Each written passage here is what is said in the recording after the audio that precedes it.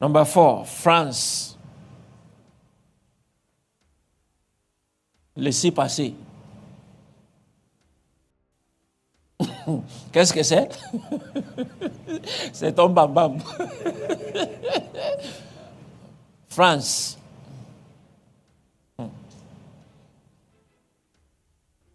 France should not hatch her plan against this small country, that her eyes are open to step out of darkness into the shining light.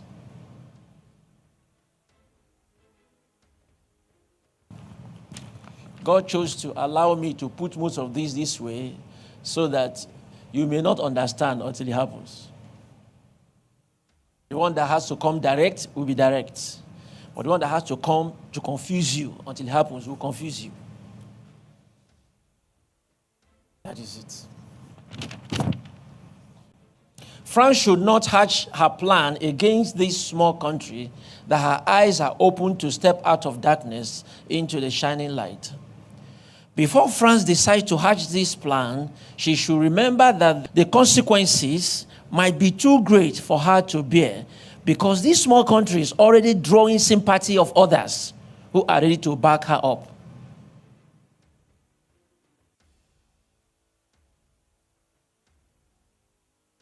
We are praying for France.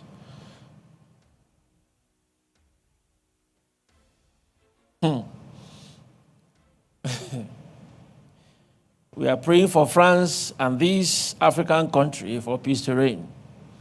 So I can give you a clue.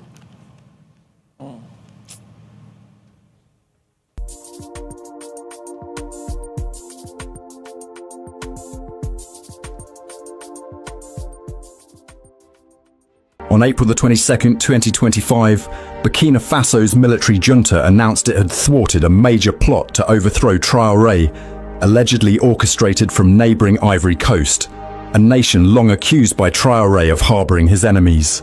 The plot, according to Security Minister Mahamadou Sana, involved ex-army officers and terrorist leaders who planned to storm the presidential palace on April the 16th, aiming to sow total chaos and place Burkina Faso under the supervision of an international organisation. But it was the words of General Michael Langley, head of US Africa Command, AFRICOM, that poured fuel on the fire. In a US Senate committee hearing earlier in April, Langley accused Traoré of misusing Burkina Faso's nationalised gold reserves to protect his junta at the expense of the Burkinabe people. This was no mere critique. It was a calculated slander, a dog whistle to Western powers itching to destabilise a leader who dares to challenge their hegemony. Langley's words were not just an attack on Traoré, they were an assault on Africa's right to self-determination. The response was swift and ferocious.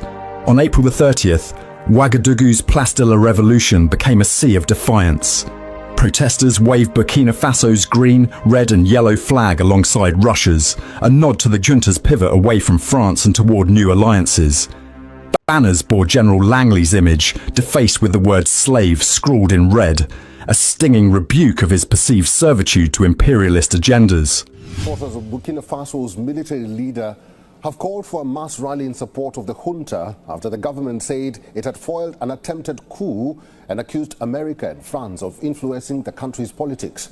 Since Traoré came to power, the military government has cracked down on dissent, kidnappings and arbitrary arrests of both civilian critics and army personnel accused of plotting coups, which have increased. Here is our cover report. France and the United States government needs to back off from any attempt to remove Captain Traoré from office. Forget about your plan. He's our own. He's doing exactly what the people of Burkina Faso and many other African countries wish their leaders were doing for them. Comrade, are you right to fight for Ibrahim Traoré? In a shocking and unexpected move to support Captain Ibrahim Traoré, On Wednesday, the continent and its diaspora roared in unison, their voices echoing from the dusty streets of Ouagadougou to the urban sprawls of Accra, Monrovia, and far beyond the shores of the motherland. Thousands, no, millions of Africans, united under the banner of sovereignty and defiance, took to the streets in what can only be described as the most seismic display of solidarity in recent history. Their chant, "Long live Captain Ibrahim Traoré." Their demand, "Hands off Burkina Faso, hands off Africa." This was not just a protest. This was a declaration of war against imperialism, neo-colonialism, and the predatory forces that have bled Africa dry for centuries. From Burkina Faso's Place de la Revolution to the vibrant gatherings in Ghana, Liberia, and the diaspora hubs of London, Paris, and New York, Africans stood shoulder to shoulder, their fists raised, their hearts ablaze with a singular message. If you want to kill Captain Ibrahim Traoré, you will have to kill us first. France should not hatch her plan against this small country that her eyes are open to step out of darkness into the shining light. Before France decides to hatch this plan, she should remember that the consequences might be too great for her to bear, because this small country is already drawing sympathy of others who are ready to back her up.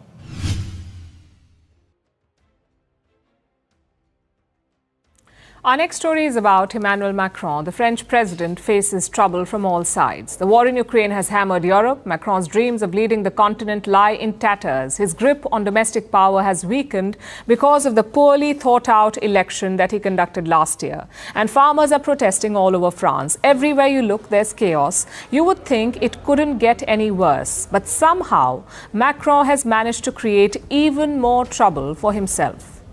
The French president did it again yesterday, another classic foot-in-the-mouth moment where he casually insulted a bunch of African nations. Take a look. One part was our commitment to fighting terrorism since 2013. We were right. I think some have forgotten to say thank you, but that's okay. It'll come in time. I'm in a good position to know that ingratitude is a disease that cannot be transmitted to humans. But I say this for all the African governments who have not had the courage, in the eyes of their public opinion, to bear it. None of them would be in a sovereign country today if the French army had not been deployed in this region. That was Macron giving a grand foreign policy speech, addressing a gathering of French ambassadors and chalking out the way ahead this year. Somehow, Macron thought that this was the right time to pick a new fight with people who already don't seem to like him very much, the people of Africa. You know that France has been on the back foot in Africa over the past few years. It had military bases all over the continent, mostly in its former colonies in West and Central Africa. French troops have been squatting there for decades, ostensibly to provide security cover. French colonies like Mali, Burkina Faso and Niger, right under the noses of the French troops stationed there. This instability led to multiple military coups in West Africa, in Mali, Burkina Faso and Niger.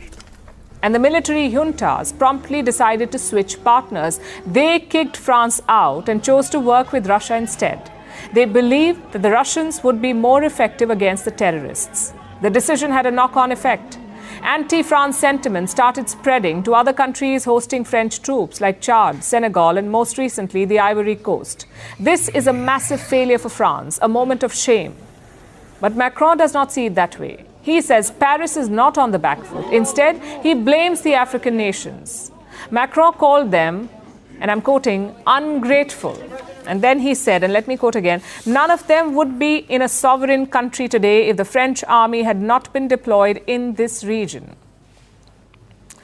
This is the French president, the leader of a former colonial power, talking about countries that won their independence from France. Macron says the French army is responsible for their sovereignty. How tone-deaf can you be? If anything, the African countries would have been sovereign sooner if not for the French army. Macron's mental gymnastics are truly world-class, but obviously the African nations were not impressed. Chad and Senegal have called him out. Chad's foreign minister issued a statement. He said Macron holds, and I'm quoting again, a contemptuous attitude towards Africa and Africans. He added that the French presence in Chad has often been limited to its own strategic interests without any real lasting impact for the development of the Chadian people. And then he reminded Macron about how Africans had helped France, especially during the 2 world wars. That was Chad's rebuke. Senegal's was even sharper. Prime Minister Ousmane Sonko put up this post on social media. He counters Macron's claims, saying that France helped destabilize countries like Libya, which contributed to the Sahel security crisis. And then Sonko issued a parting shot. Let me quote again. This is what he said. This is finally the place to remind President Macron that if African soldiers, sometimes forcibly mobilized, mistreated and ultimately betrayed, had not deployed during the Second World War to defend France, it would perhaps still be Germany today.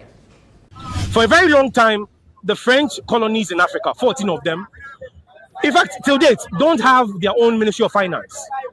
They always have to keep their monies in the Ministry of Finance in France. So if Burkina Faso wants to buy anything from Ghana, they would have to write to the Finance Ministry in France for them to release the funds to Burkina Faso. Where does this make sense?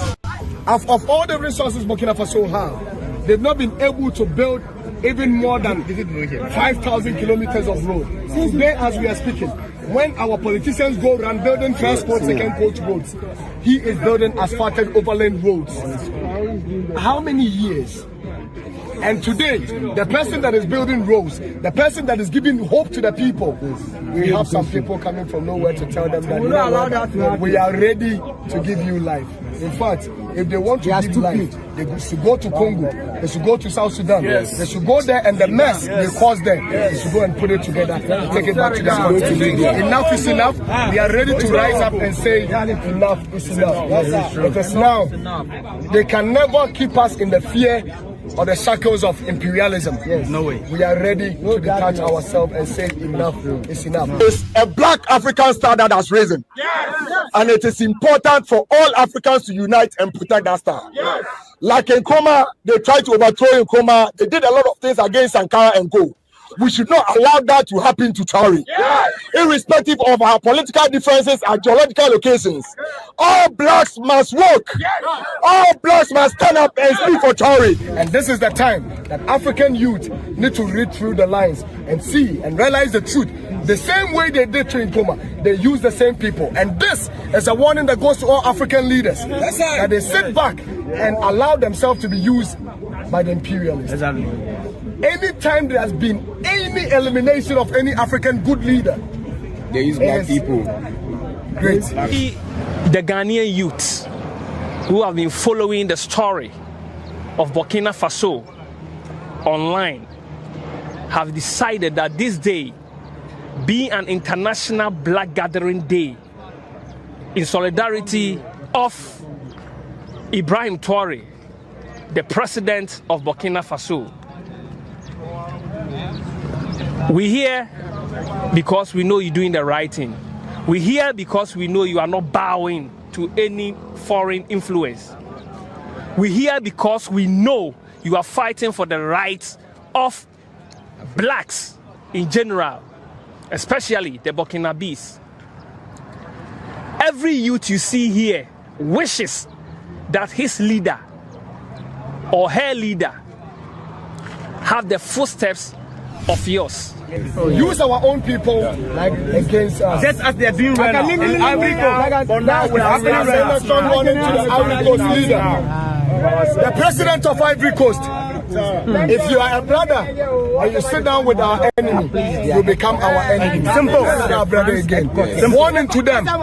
Warning to them. And we are sending a strong warning to the president of Ghana to send a strong warning as far as diplomacy is concerned to the president and the consulate of Ghana for Ivory Coast, that enough is enough.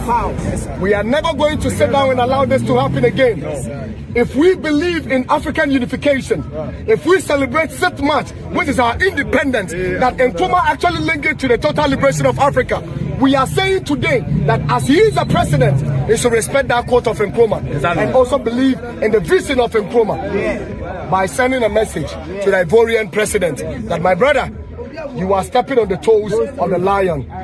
Don't do this as a brother, because if you do, we are never going to sit back and watch you. If we can't get hold of you, you have your family. Start coming after them. Tell them we are coming. If you sell a brother, the buyer will never ask. As it was simple, the influential figure whose identity has never been publicly revealed arrived in Burkina Faso. He deliberately cultivated relationships with soldiers in Traore's inner security circle. If you could help me eliminate Ibrahim Traore, he told them, I'm going to pay you over 5